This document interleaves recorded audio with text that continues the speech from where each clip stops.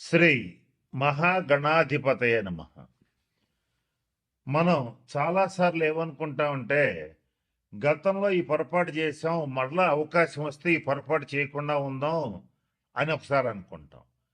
అలాగే మనం గతంలో ఈ తప్పు చేశాము, ఈసారి కనుక అవకాశం వస్తే ఈ తప్పు చేయకుండా ఈ సరైన నిర్ణయం తీసుకుని మన జీవితాన్ని బ్రహ్మాండంగా ముందుకు తీసుకెళ్ళగలుగుతామని ఆశపడుతూ ఉంటాం.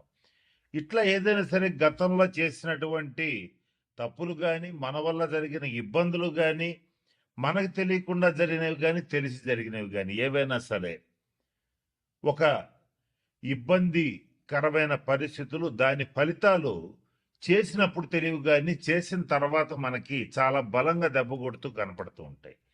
అటువంటి వాటి నుంచి తప్పించుకోవటానికి ఒక 136 రోజుల పాటు, అంటే జూలై 27, 2026 నుంచి డిసెంబర్ 10, 2026 వరకు శని వక్రించి ఈ 136 రోజుల పాటు మనం ఏదైతే చెయ్యాలనుకుని మిస్ అయిపోయామో గత 2.5 సంవత్సరాల్లో, అది మళ్ళీ చేసి సక్సెస్ సాధించడానికి, జరిగిన తప్పులు దిద్దుకోవడానికి, జరిగిన ఇబ్బందుల నుంచి బయటపడటానికి ఒక 4 రాసుల వాళ్ళకి మంచి రాజయోగం ఇస్తూ అవకాశం ఇస్తున్నటువంటి శని వక్రగ్రహ సంచారం ఏదైతే ఉందో, ఈ 4 రాసుల వాళ్ళని ఏ రకమైనటువంటి నిర్ణయాలు తీసుకుంటే, ఏ తప్పులు సరి చేసుకుంటే ఎలా ముందుకెళ్ళొచ్చు అనేటువంటి అంశం గురించి జ్యోతిష్ శాస్త్ర పరంగా కొన్ని సూచనలు, సలహాలు ఇప్పుడు నేను మీకు తెలియచేయడానికి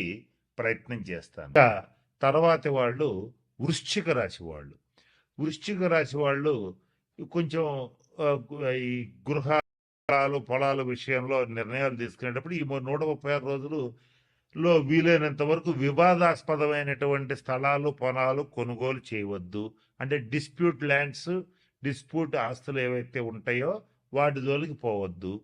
ఒకవేళ అటువంటి డిస్ప్యూట్ ల్యాండ్స్ ఏమైనా గతంలో మీకుంటే మీరేం చేస్తారంటే అది సెటిల్మెంట్ చేసుకోవడానికి కొంచెం టైం వెయిట్ చేయాల్సి వస్తుంది. అది 136 రోజులు వెయిట్ చేయాలి. అది చిన్న టైం ఏం కాదు, ఎక్కువ టైం ఏది అంటే ఈ సంవత్సరం డిసెంబర్ 10 దాకా మీరు ఎదురు చూడాలి.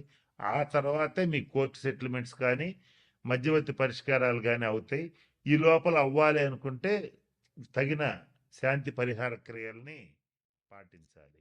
అలాగే వృశ్చిక రాశి వాళ్ళకి ఈ 136 రోజుల్లో శ్రమ ఎక్కువ, సుఖం తక్కువ. ప్రతి క్షణం పని చేస్తూనే ఉండాలి. ఒక రోబోట్ లాగా, ఒక మరమనిషిలాగా పని చేయాల్సినటువంటి సమయం ఇది. ఎంత పని చేసినా కుటుంబ సభ్యులకి తృప్తి ఉండదు. ఎంత కష్టపడ్డా ఎదుటి వాళ్ళని మీరు సాటిస్ఫై చేయలేరు. అలాగని చేయకుండా ఉండటానికి వీల్లేదు. ఇది మీకు కుటుంబంలో వర్తిస్తుంది, వర్క్ ప్లేస్లో కూడా వర్తిస్తుంది. అంటే మీరు ఉద్యోగం చేయొచ్చు, వ్యాపారం చేయొచ్చు, సెల్ఫ్ ఎంప్లాయ్మెంట్ కావచ్చు, ఏదైనా కావచ్చు, అక్కడ కూడా ఇదే వర్తిస్తుంది.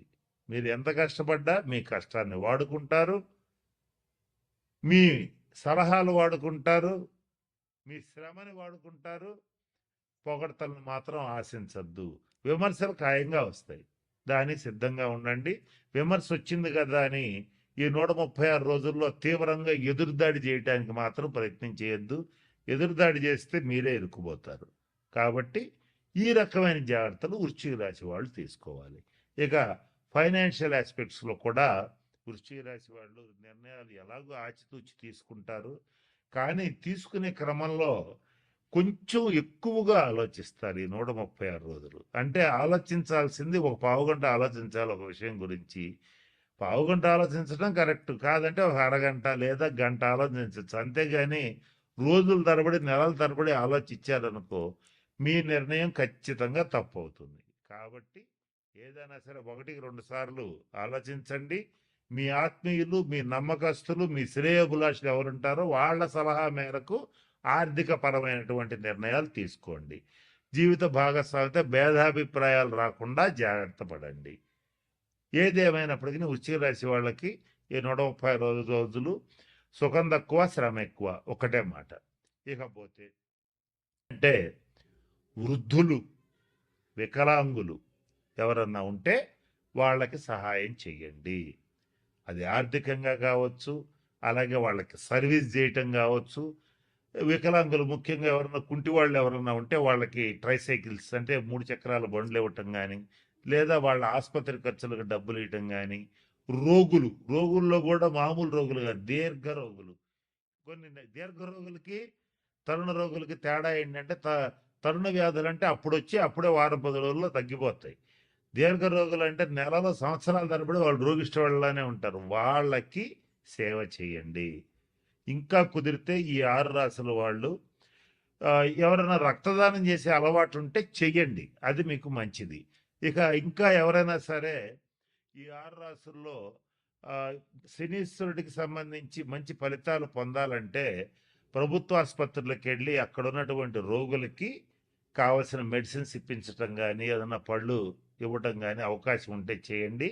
ముఖ్యంగా వృద్ధాశ్రమాలు, అనాథాశ్రమాలు కాదు, వృద్ధాశ్రమాలు ఎవరికైతే ఉంటాయో అక్కడికి వెళ్ళి వృద్ధులకి సేవ చేయండి. వాళ్ళకి కావాల్సిన వైద్య సదుపాయం కల్పించండి, వాళ్ళకి కావాల్సిన సేవలు చేయండి. శని గ్రహం అనేటువంటి వృద్ధుల్ని సూచిస్తుంది, నల్లటి వాళ్ళని సూచిస్తుంది, కుంటి వాళ్ళని సూచిస్తుంది. అలాగే నలుపుకు సంబంధించినటువంటి విషయాలు, నూనెలకు సంబంధించిన విషయాలు, పత్తికి సంబంధించిన విషయాలు సూచిస్తుంది. ఈ 6 రాసుల్లో ఇటువంటి వాటికి సంబంధించి వృత్తి వ్యాపారాలు చేసేటువంటి వాళ్ళు చాలా జాగ్రత్తగా ఉండాలి. వీళ్ళకి తగిన నిర్ణయాలు తీసుకోవాలి, తగిన శాంతి పరిహార క్రియలు పాటించాలి. ఇలా చేస్తే ఖచ్చితంగా మంచి ఫలితాలు ఉంటాయి. ఇంకొక ముఖ్యమైన విషయం, శని ఎప్పుడు కూడా క్రమశిక్షణను కోరుకుంటాడు, ఆనెస్టీ, నీతి నిజాయితీలను కోరుకుంటాడు. ఈ 6 రాసుల్లో ఎవరైతే నీతిగా నిజాయితీగా ఉంటారో, క్రమశిక్షణతో ఉంటారో, పరద్రవ్యాన్ని ఆశించరో, అంటే ఎదుటివాడి ఇల్లు కొంప కొల్లగొట్టి కాజేయాలనుకోరో, వాళ్ళకి మాత్రం మంచి ఫలితాలు ఉంటాయి.